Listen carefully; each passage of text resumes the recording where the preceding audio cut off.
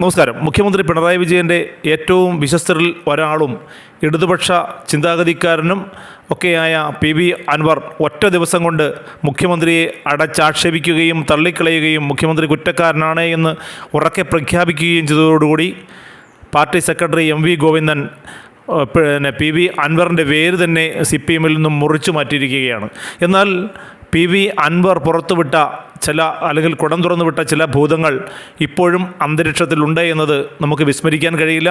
അതിലേറ്റവും പ്രധാനപ്പെട്ടത് കോടിയേരി ബാലകൃഷ്ണൻ, പാർട്ടിയുടെ ഏറ്റവും മുതിർന്ന അംഗമായിരുന്ന പാർട്ടി സെക്രട്ടറി ആയിരുന്ന കോടിയേരി ബാലകൃഷ്ണനുമായി ബന്ധപ്പെട്ട കാര്യം തന്നെയാണ്. കോടിയേരി മരിച്ച ശേഷം വളരെ ധൃതി പിടിച്ച് കോടിയേരിയുടെ സംസ്കാരം നടത്തുകയുണ്ടായി. തിരുവനന്തപുരത്തു നിന്നും ഒരു വിലാപയാത്ര പോലും കോടിയേരി കണ്ണൂരിലേക്ക് എത്തിക്കാൻ കഴിഞ്ഞിട്ടില്ല എന്ന തരത്തിലുള്ള ഒരു ചർച്ചകളൊക്കെ അന്നേ നിലവിലുണ്ടായിരുന്നു. അതിൻ്റെ ഹേതു പറഞ്ഞു കേട്ടിരുന്നത് അല്ലെങ്കിൽ അതിൻ്റെ കാരണമായി പറഞ്ഞു കേട്ടിരുന്നത് മുഖ്യമന്ത്രി പിണറായി വിജയന് വളരെ അത്യാവശ്യമായി കുടുംബസമേതം ഒരു വിദേശയാത്ര ഉണ്ടായിരുന്നു.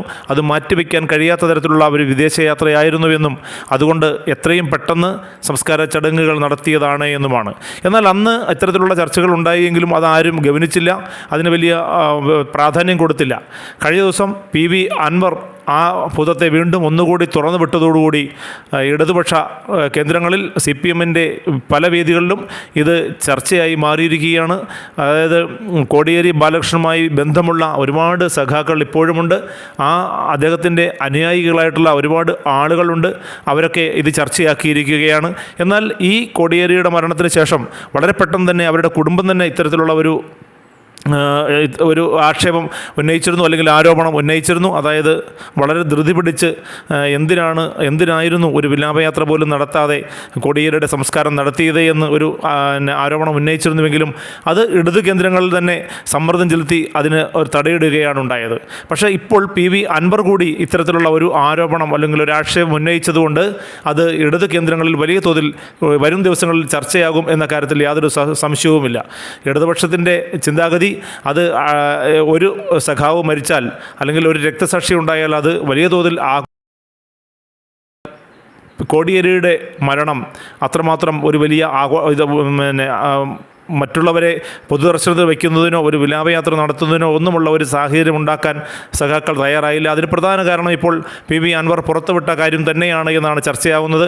അതായത് മുഖ്യമന്ത്രി പിണറായി വിജയന് വളരെ അത്യാവശ്യമായി കുടുംബസമേതം ഒരു വിദേശയാത്ര വേണ്ടി വന്നു എന്നാണ് PV അൻവർ പറയുന്നത്. അതുകൊണ്ട് തന്നെ വളരെ ധൃതി പിടിച്ച് കോടിയേരിയുടെ സംസ്കാരം നടത്തുകയായിരുന്നു എന്നും അദ്ദേഹം ആരോപിക്കുന്നുണ്ട്.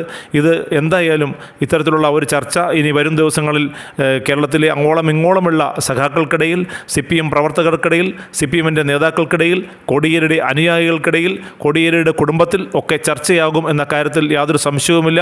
ഇത് ഏറ്റവും അധികം ബാധിക്കുക പിണറായി വിജയനെ തന്നെയാകും എന്നതിലും തർക്കമില്ല. കാരണം ഇപ്പോൾ തന്നെ പിണറായി തുടങ്ങിയ സമയത്തുള്ള ഒരാളായിരുന്നില്ല, കത്തിജ്വലിച്ച് നിൽക്കുന്ന സൂര്യനായിരുന്നുവെന്നും ആ സൂര്യൻ കെട്ടു എന്നുമൊക്കെയാണ് PV അൻവർ തന്നെ പറഞ്ഞത്. അത് ശരിവെക്കേണ്ടി വരുന്ന തരത്തിലുള്ള പ്രസ്താവനകൾ മറ്റു പല സഖാക്കളിൽ നിന്നും ഇപ്പോൾ ഉയർന്നു കേൾക്കുന്നുണ്ട്. കോടിയേരിക്ക് പഴയ വീര്യമില്ല, ഒന്നിനോടും മിണ്ടാതെ പ്രസക്തമായ കാര്യങ്ങളൊക്കെ മൗനത്തിൽ ഒതുക്കുന്ന ഒരു സ്വഭാവത്തിലേക്കാണ് പിണറായി നീങ്ങിക്കൊണ്ടിരിക്കുന്നത് എന്നുള്ള ചർച്ചകളൊക്കെ ഇപ്പോൾ സാമൂഹിക ഇടങ്ങളിൽ ഇടതുപക്ഷ കേന്ദ്രങ്ങളിലൊക്കെ ഉയർന്നു കേൾക്കുന്നുണ്ട്. തീർച്ചയായിട്ടും അതുപോലെ തന്നെ ഇത്തരത്തിലുള്ള ഒരു മറുപടി, അതായത് കോടിയേരിയുടെ വിലാപയാത്ര നടത്താതെ കോടിയേരിയുടെ സംസ്കാരം വളരെ പെട്ടെന്ന് ധൃതി പിടിച്ച് നടത്തിയത് എന്തിനാണ് എന്ന് ഉത്തരം തീർച്ചയായിട്ടും CPM കേന്ദ്രങ്ങളിൽ നിന്നും പിണറായിയുടെ ഭാഗത്തു നിന്നും ഒക്കെ ഉണ്ടാകേണ്ടിയിരിക്കും. അല്ലെങ്കിൽ അത് വരും തിരഞ്ഞെടുപ്പിനൊക്കെ വലിയ തോതിൽ വിഷമകേന്ദ്രത്തിലേക്ക് CPM-നെ എത്തിക്കുമെന്ന കാര്യത്തിൽ യാതൊരു സംശയവുമില്ല.